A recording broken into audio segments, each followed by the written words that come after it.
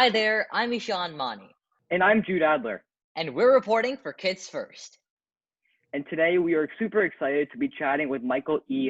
Uslan, a well-known figure in the entertainment industry. Michael is the originator and executive producer of the Batman film franchise, from Batman 1989 to The Dark Knight to Joker to 2021's The Batman.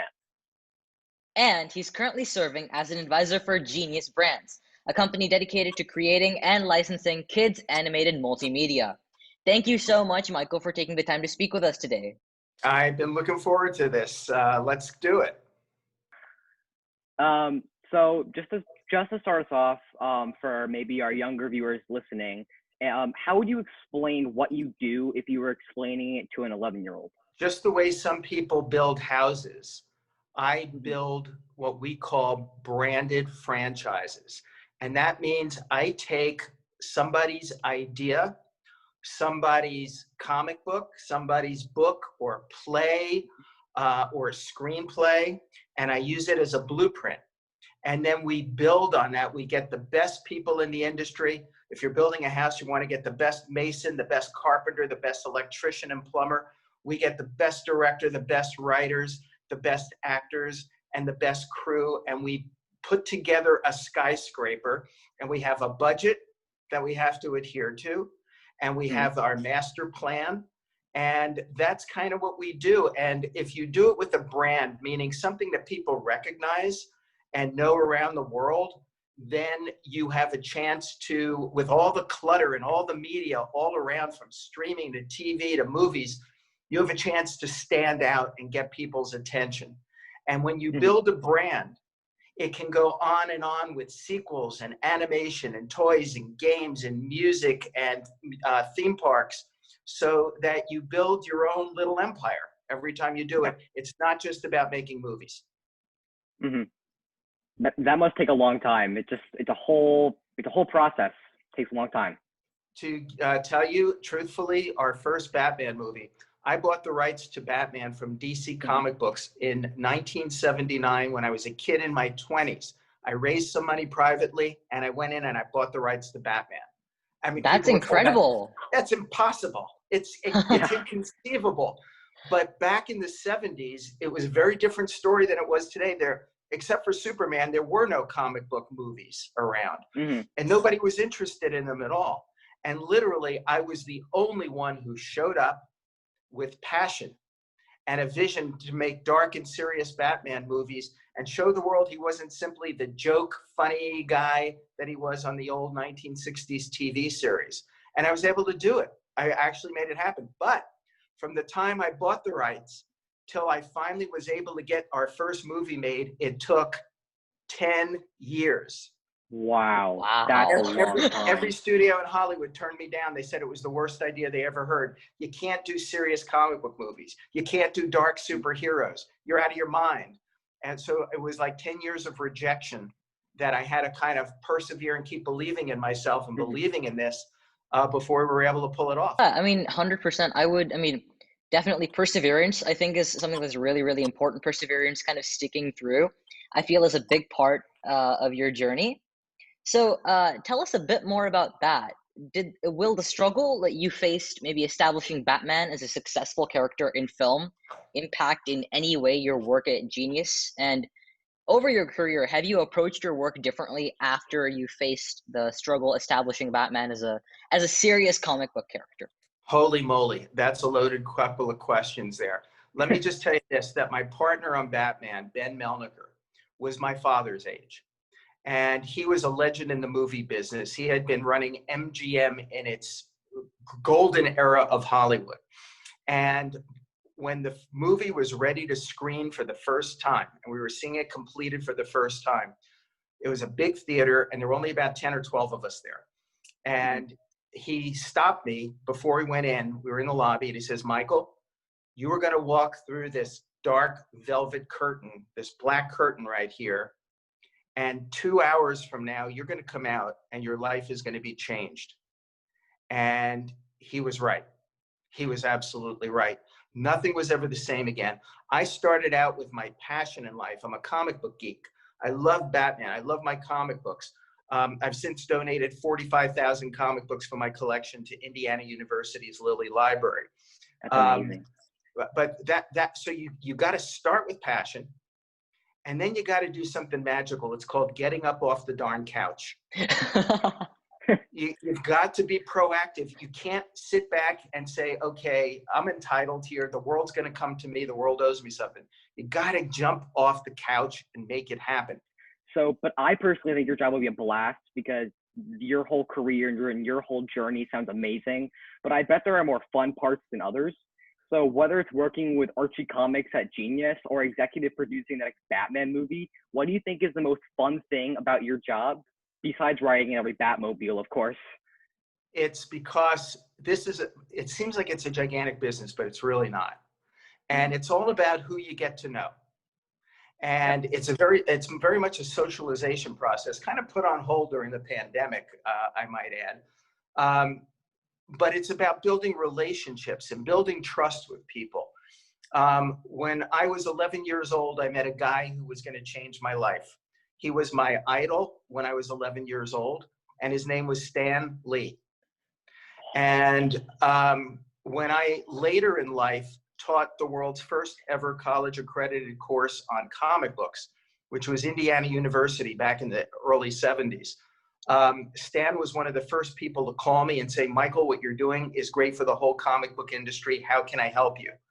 It was at that moment that Stan Lee became not only my idol, but my mentor.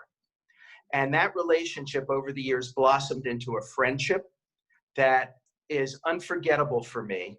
His influence in my life, the joy he brought to my life in terms of his work, as well as himself personally. So now to be working with Genius Brands and to be overseeing the Stan Lee brand, the Stan Lee legacy.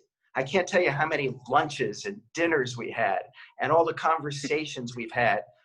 We even taught the first ever online course on comic books and superheroes, which was offered by the Smithsonian Institution through edX. And you can actually sign up now, it's free. And it's called The Rise of the Superheroes. It's taught by me, my son David, and Stan Lee. And when we originally started, we had 165,000 students sign up. And there have been many more since then. And they just started reoffering it in July. So you guys all want to check that out. And the fact that now I can go through the 200 concepts and characters that Stan created since his Marvel days and figure out what would be the best to bring to the world, which writers, which artists, how do we do it? And Genius Brands has been so great to work with. The head of it, Andy Hayward, and I, back in the good old days, did about 5 or 6 animated shows together in the past. And we both together on one of our shows won the Emmy Award for Best Kids Series. And we were up there on stage collecting it together because we brought the computer game Where in the World is Carmen Sandiego to TV. And that was really, really a cool thing to do because it was educational as well as entertaining. So now to be working with my old pal, Andy, to be doing this with the Stan Lee legacy, I couldn't be more proud. I couldn't be having more fun. And I'm totally aware of the kind of responsibility that's on my shoulders right now. So I would like to ask, so why did you choose to move from executive producing, writing, and building the Batman franchise to Genius Brands? And what's something unique about your role at Genius? Well, you have to understand that nothing is exclusive. I'm still doing all the other fun stuff. I am as busy as could be. Even before the pandemic, I could never tell the difference between my Tuesdays and Wednesdays or Saturdays and Sundays. I typically work these days 10 to 15 hours a day. If I ever go to an 8-hour day, I'll feel like I'm semi-retired. And up until the pandemic, we've been traveling the world doing what we do. We opened up China to so many new things that we were doing. Thailand, Japan, South Korea, more recently Saudi Arabia. So we're taking on a huge international profile as well. And one of the things that I'd like to do, in the future, I put out a clarion call. Here in the United States, we've given the world all these great superheroes. Most of them are based on Greek, Roman, and Egyptian mythologies that we've modernized and made into our own. But where are all the superheroes from Asia? Where are all the superheroes from South America? Where are all the, give us the superheroes from your culture. I want to know about your history and culture and mythology. And I would love to see more of that.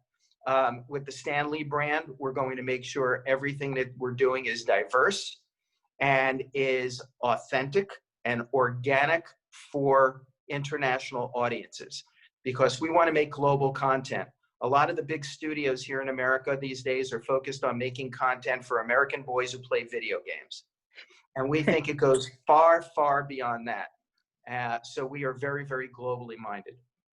Quite amazing. You're a symbol of perseverance for everyone around the world, and you're doing amazing things. Thank you very much for that. I appreciate it. But remember, if I could do it, anybody could do it. You know, I had no money, I had no contacts, I had no relatives. But you always look for a door that's open a smidgen, where you can just jam your foot in that door and go walking in through. And think of it, oh, I got nothing to lose.